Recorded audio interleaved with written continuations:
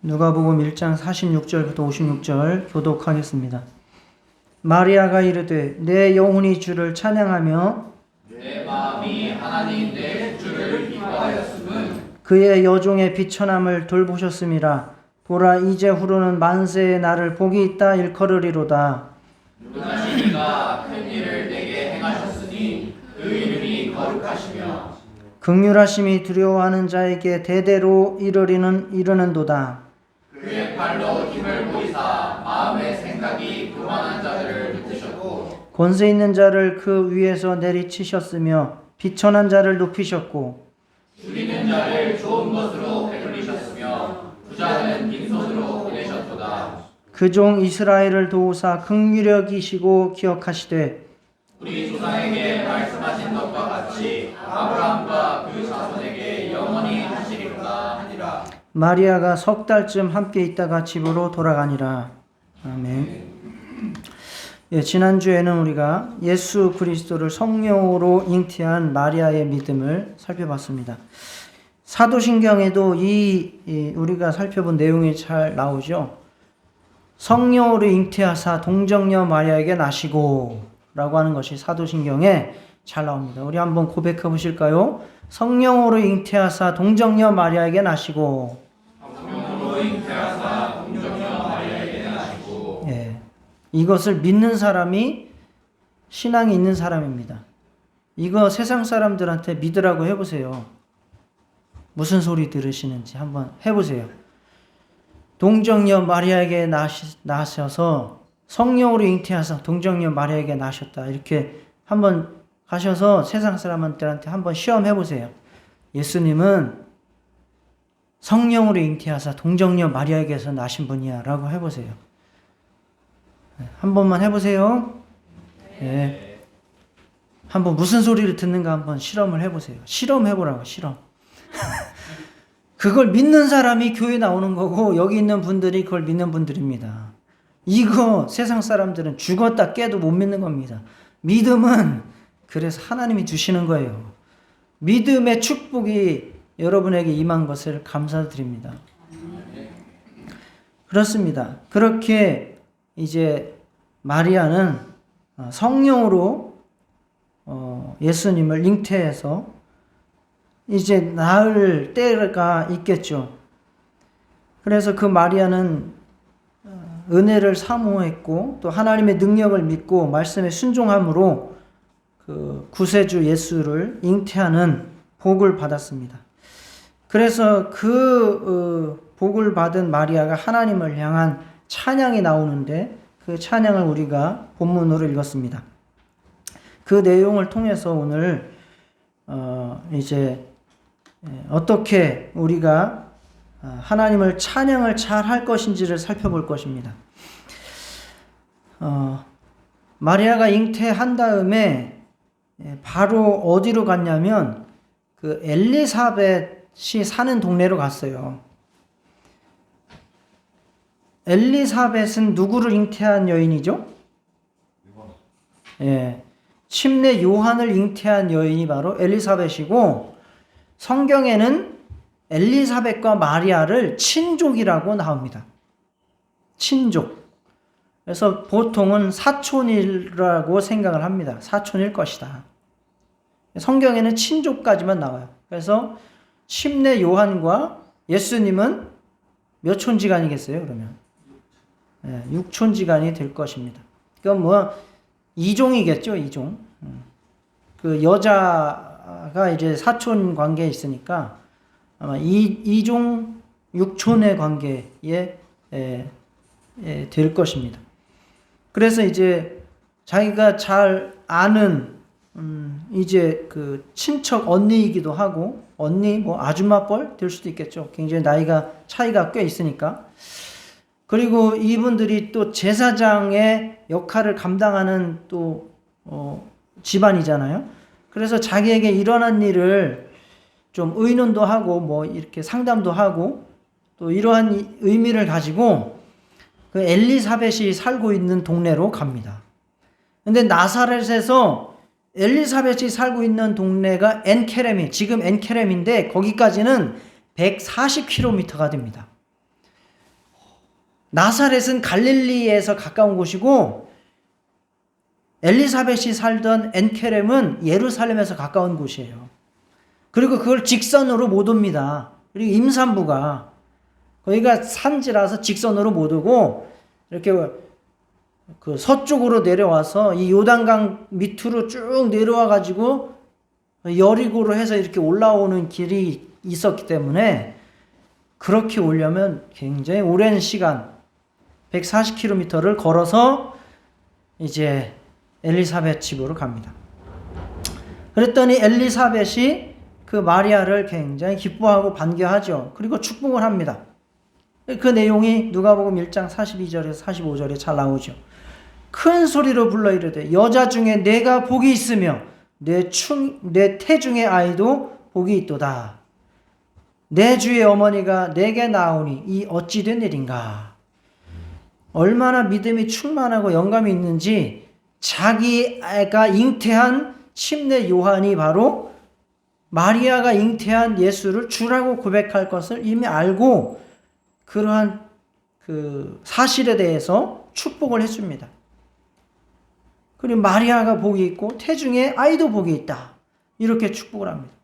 그리고 보라, 내 문안하는 소리가 내 귀에 들릴 때에 아이가 내 복 중에서 기쁨으로 뛰놀았도다.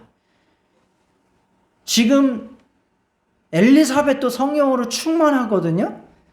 그리고 성경에 보면 침례 요한도 뱃속에서부터 성령이 충만함을 입었다고 했어요.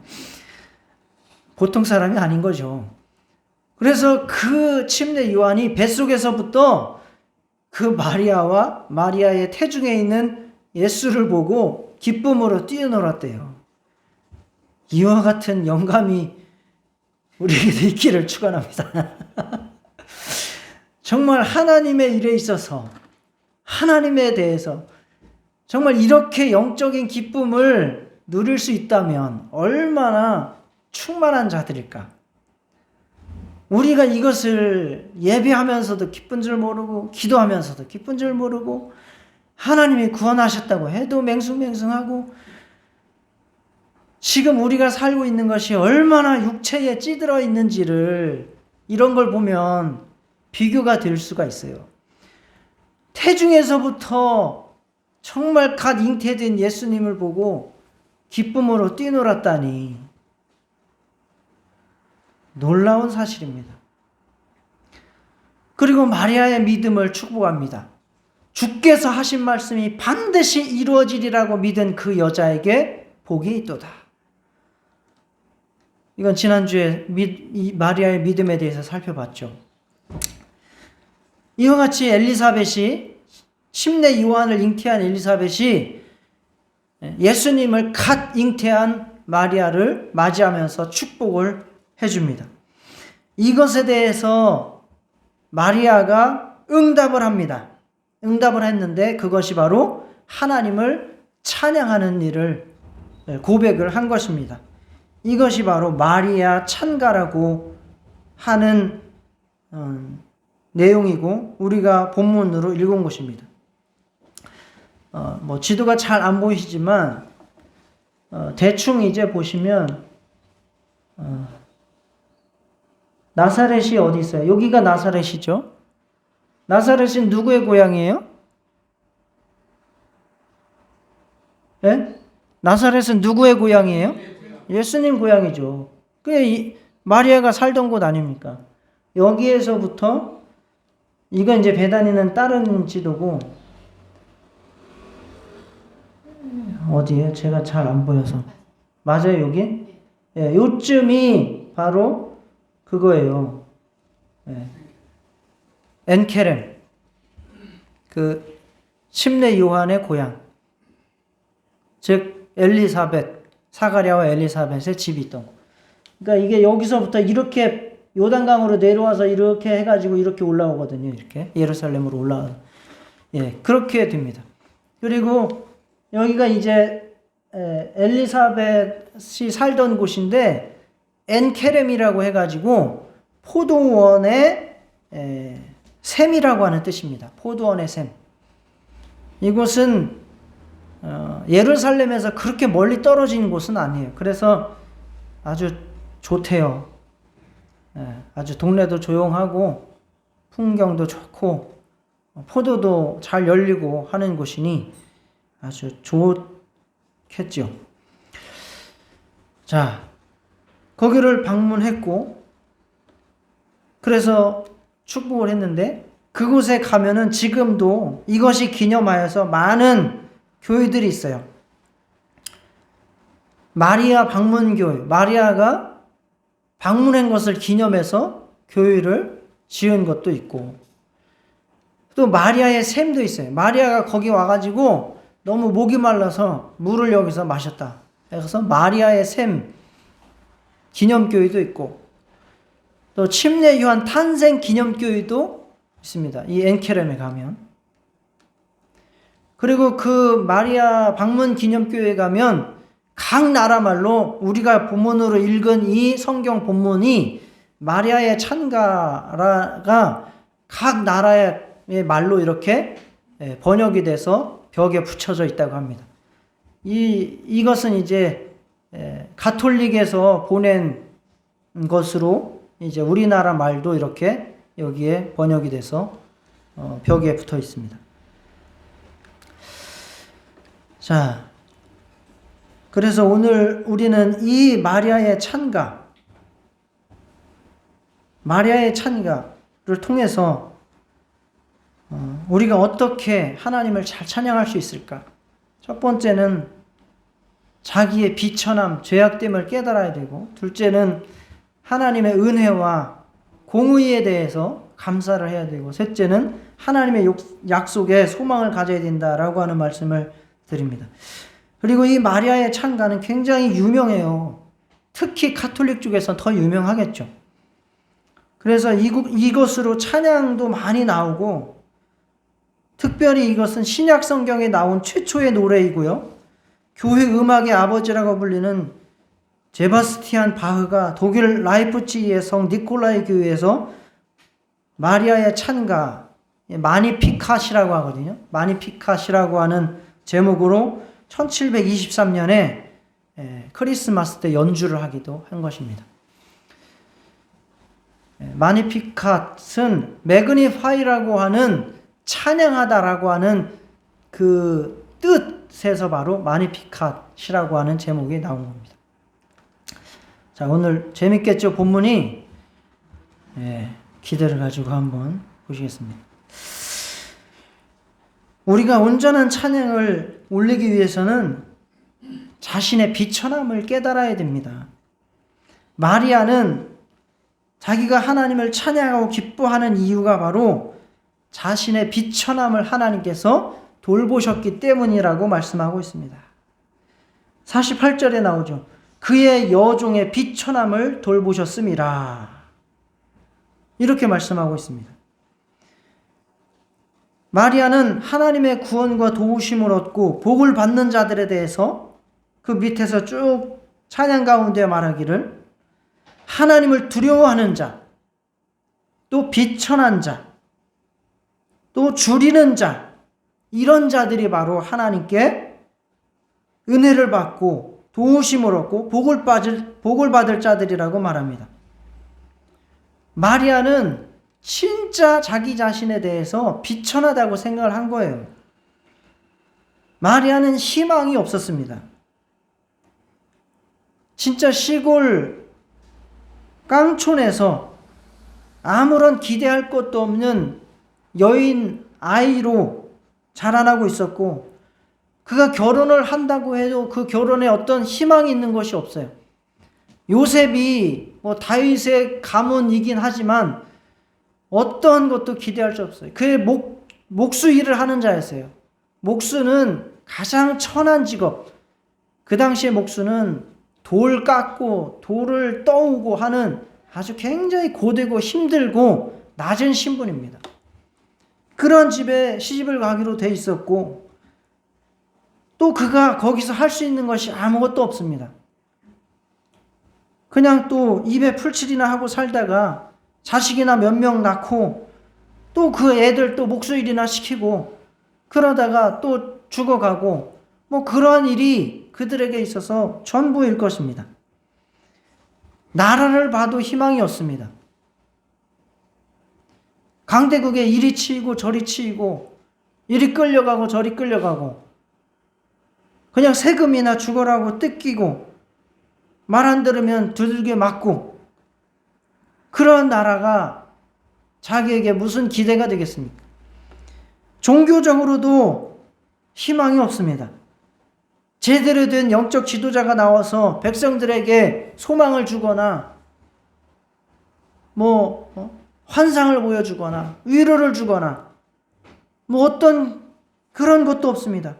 종교 지도자들도 다들 자기 이속만 차리고 자기들 권위만 내세우면서 약자들을 오히려 지옥으로 밀어넣고 있었던 그런 상황 아닙니까?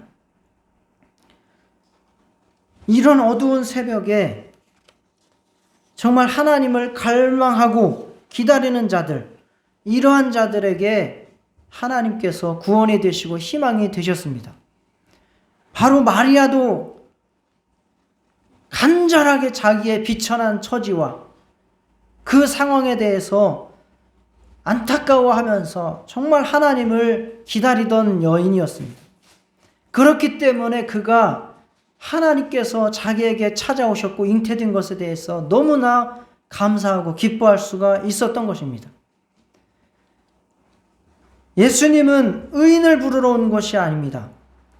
죄인을 불러서 회개시키러 오셨습니다.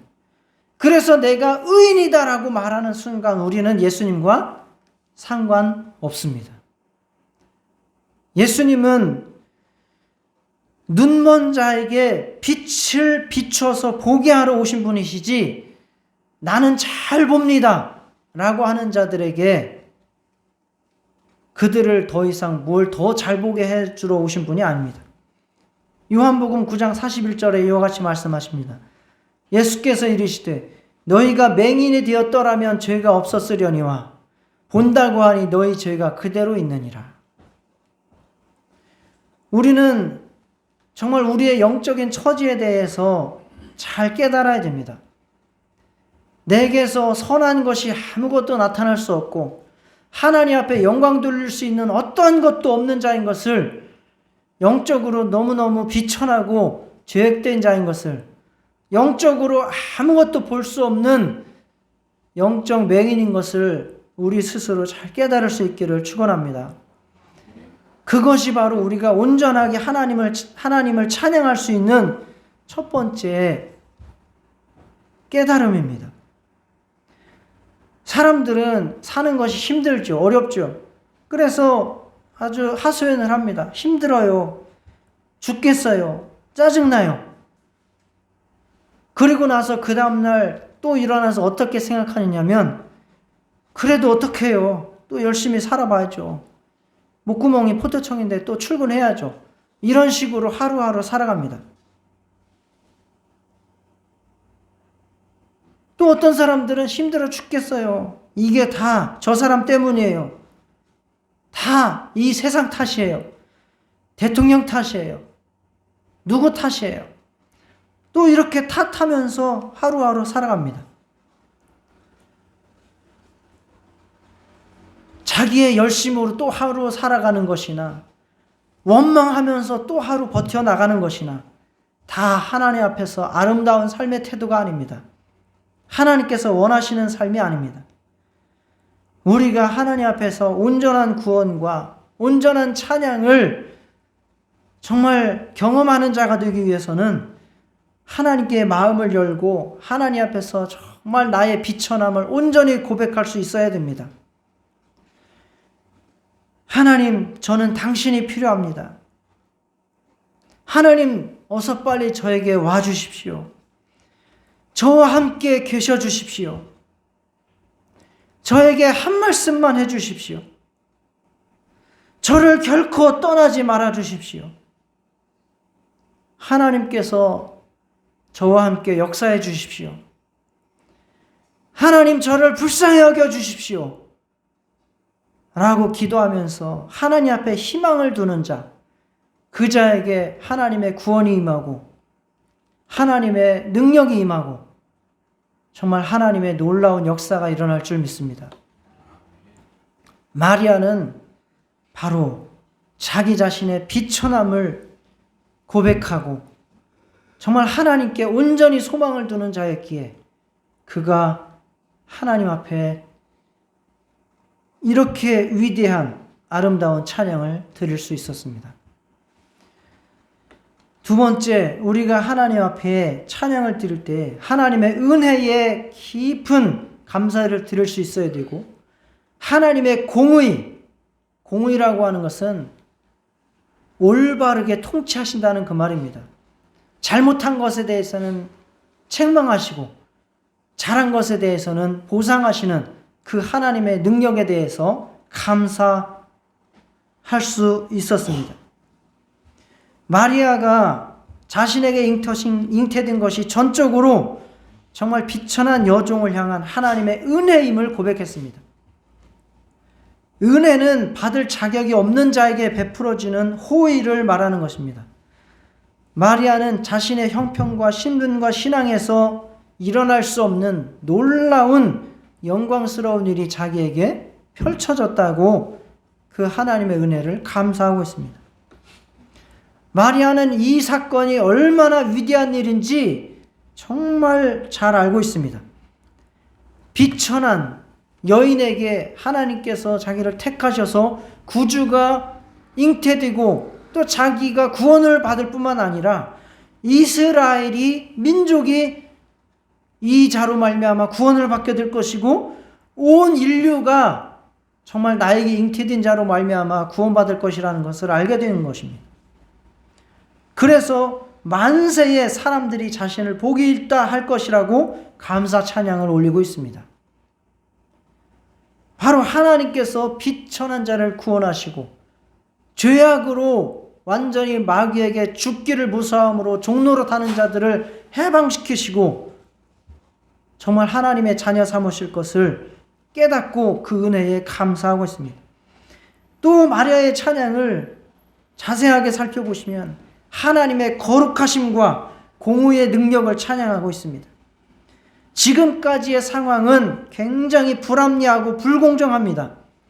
하나님이 없거나 일하시지 않는 상황 같습니다. 그런데 지금 하나님께서 자기에게 잉태되고 찾아오신 것을 보니 하나님께서 정말 공의로운 분이시라는 것을 알게 됐습니다. 그래서 그 하나님의 능력을 찬양합니다. 두려워하는 자에게는 긍휼을 베푸시고 교만한 자들은 그의 팔의 힘으로 흩어버리시고 비천한 자는 높이시고 권세 있는 자는 내리치시고 줄이는 자는 좋은 것으로 배불리시고 부자는 빈손으로 돌려보내시는 분이라고 하나님을 찬양하고 있습니다. 우리도 이러한 하나님의 능력을 찬양하시기를 주의 이름으로 축원합니다.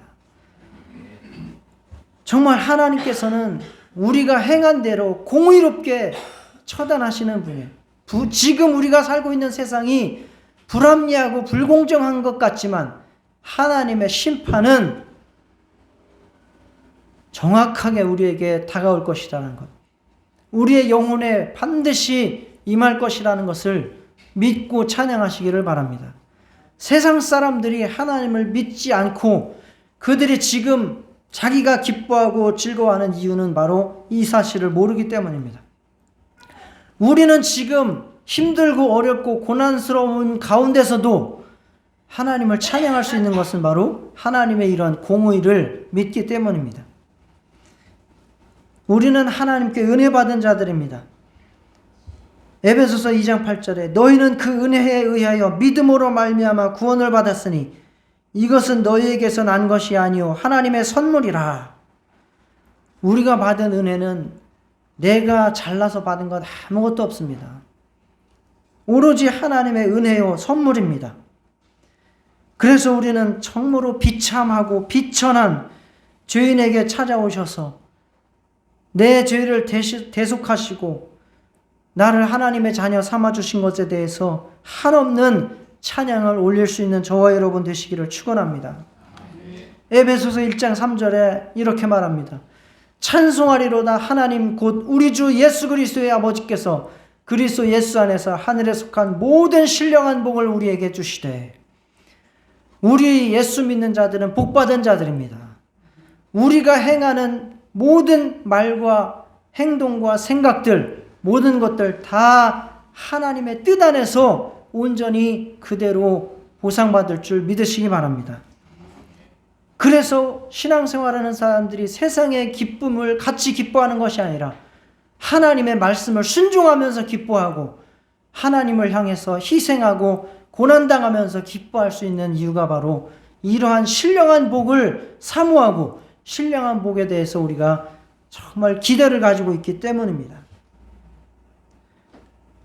마태복음 5장 25절, 마태복음 25장 34절에 그때 임금이 그 오른편에 있는 자들에게 이르시되 내 아버지께 복받을 자들이여 나와 창세로부터 너희를 위하여 예비된 나라를 상속받으라 말씀하셨습니다. 정말 하나님께서는 우리가 지금 예수 믿고 나서 자그마한 어떠한 것을 행하든지 그것에 대해서 하나님께서 다 정확하게 보상하시고 그것에 대해서 하늘의 영광으로 갚으시는 분임을 굳게 믿으시고 신앙생활 하시기를 주의 이름으로 축원합니다. 마리아가 찬양한 것은 하나님의 약속의 소망을 가지고 찬양을 했습니다. 마리아는 자신에게 구주가 잉태된 것이 이스라엘을 향해서 약속하신 그 약속이 변치 않으시고 그 약속이 취소되지 않으시고 이루어진 것이라고 믿고 있습니다. 하나님께서 이스라엘을 긍휼히 여기시고 도우신 것이라고 믿고 있습니다. 원래 이 찬양 시이기 때문에 논리적이지가 않아서 확 마음에 안 들어올 거예요. 그러나 자세히 읽어보세요. 자세히 읽어보시면 이와 같은 내용들을 깊이 찬양하고 있는 것을 알게 됩니다. 그래서 하나님의 도우심, 그 약속의 성취를 찬양합니다. 그 약속은 바로 아브라함과 그 자손들에게 하시고 그것을 조금도 변개치 아니하시고 또 그들이 더 악해질지라도 오히려 그 약속을 더 강화하시면서 더 점점 더 분명하게 하셨다가 이제 때가 되어서 때가 참에 하나님께서 그 아들을 보내셔서 여자에게서 나게 하시고 율법 아래 나게 하셔서 그 이스라엘을 속량하신 것을 찬양합니다. 그리고 오히려 정말 이 약속의 성취는 이 앞으로도 계속해서 더 굳세게 이루어져 갈 것을 믿고 있습니다. 2000년 전이나 오늘이나 변함없이 동일하게 약속을 성취하신 하나님께서 앞으로도 자신의 약속을 지키실 것을 믿고 찬양하고 있습니다. 55절에 나오죠. 우리 조상에게 말씀하신 것과 같이 아브라함과 그 자손에게 영원히 하시리로다. 영원히 하나님께서 그 약속을 지키실 것이다 라고 찬송하고 있습니다. 종된 영적인 이스라엘, 즉 예수 믿는 우리 모두에게 약속한 것을 그대로 기억하시고 도우시고 긍휼을 베푸실 것을 믿고 찬송하고 있습니다. 하나님께서는 우리가 받은 고난에 대해서 비교할 수 없는 영광으로 하늘에서 갚아주실 줄 믿습니다. 이러한 소망으로 죄악이 가득하고 굽어진 세상에서도 하나님을 찬송할 수 있는 저와 여러분 되시기를 축원합니다. 하나님의 약속, 천국의 소망을 가지고 하나님 앞에 찬송을 드릴 수가 있는 겁니다. 사람들은 자신을 크게 하고 위대하게 만드는 것을 굉장히 좋아합니다. 인정받고 싶어요. 현실 세상에서 잘 인정받기가 힘드니까 댓글을 통해서라도 관종짓을 해서 사람들의 관심을 끌고 싶어요. 그게 자기의 존재감을 만드는 일이라고 생각을 하거든요. 그렇게 자기가 어떻게 해서든지 크게 보이고 위대하게 보여지기를 원합니다. 또 이 세상의 어떤 것들을 참으로 기뻐하고 그것을 좋아하면서 즐거워하면서 찬양하기를 원합니다. 저는 굉장히 잘 모르지만 그 게임을 하는데 그 게임 프로 스포츠가 있잖아요. 이 게임 거기서 우승이 결정됐대요. T1인가 뭔가가 우승을 했대요. 그런데 그 게임할 때 거기에 입장료가 얼마인지 아세요? 그 게임을 하는 것도 아니고 구경하러 들어가는데 250만 원씩입니다. 250만 원. 자기들 게임 하는데 구경하러 가는데 250만 원씩 낸다는 거예요. 메이저리그에서 월드 시리즈를 했는데 거기도 입장료가 그만큼 합니다. 수백만 원씩 합니다. 그러니 그 사람들 마음속에는 얼마나 그 게임을 찬양하고 있고 그 게임을 이기는 페이커? 저도 페이커라고 하는 뭐 이상혁인지 하는 그 아이를 우리가 볼 땐 다 애예요. 애. 그 애들을 얼마나 찬양하는지 그 애를 얼마나 좋아하는지 걔네들 한 명이 어마어마합니다. 전 세계적인 인기를 끌고 세상 사람들은 저마다 뭐 그런 사람들이 또 있고 또 어떤 사람들은 또 다른 것을 향해서 찬양하면서 그것을 높이면서 쫓아다니는 겁니다. 그러나 마리아는 온전하게 하나님을 찬양했습니다. 정말 비천한 자신에게 베푸신 하나님의 은혜와 공의를 찬양했습니다. 하나님께서 이루신 일들에 대해서 소망하면서 찬양했습니다. 찬양하다라고 하는 단어가 원어로는 메갈리노이고요. 영어로는 매그니파이예요. 매그니파이스. 이 뜻이 원래 크게 하다, 확대하다, 크게 보이게 하다, 위대하다고 생각하고 선언하다 이런 뜻입니다. 여러분들이 위대하다고 생각하고 선언하는 것은 무엇입니까? 나에게 있어서 이것은 위대해. 그리고 나는 이것을 정말 높다라고 생각을 해. 그런 것들이 여러분에게는 무엇입니까?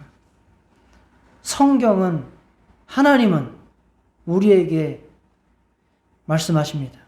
이 백성은 나를 위해서 지었나니 나를 찬송하게 하려고 지었다. 하나님을 온전하게 찬양하지 못하는 삶은 하나님 앞에서 버려진 삶입니다. 정말 하나님을 찬양할 수 있는 믿음과 심령 되시기를 주의 이름으로 축원합니다. 그렇게 되기 위해서 우리가 하나님을 크게 볼 수 있어야 돼요. 하나님의 은혜를 진짜 감사할 수 있어야 돼요. 하나님의 능력을 위대하게 생각할 수 있어야 돼요. 하나님의 약속에 대해서 전적으로 소망을 둘 수 있어야 돼요. 그래야 우리 안에서 진심의 찬양이 나오는 거예요. 내가 위대하다고 생각을 하면 하나님 찬양할 수 없습니다. 우리가 찬양하면서 기도하면서 하나님 저는 대단한 사람이에요. 제가 얼마나 대단한지 아시죠? 저는 하나님 없어도 잘 살아요. 이렇게 기도하고 찬양하는 사람이 있습니까? 저는 하나님의 은혜 같은 건 필요도 없습니다. 제가 잘 사는데 왜 하나님의 은혜가 필요합니까? 라고 찬양할 수 있습니까?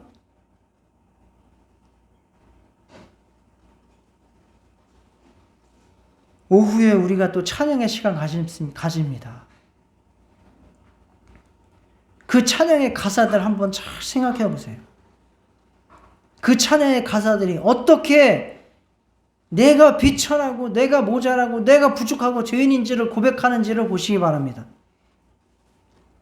거기에서 어떻게 하나님의 은혜에 대해서 감사하고 하나님의 능력을 영광 돌리는지, 하나님의 능력을 믿고 정말 의지하고 하나님의 공의로운 심판에 대해서 찬양하는지를 보시기 바랍니다.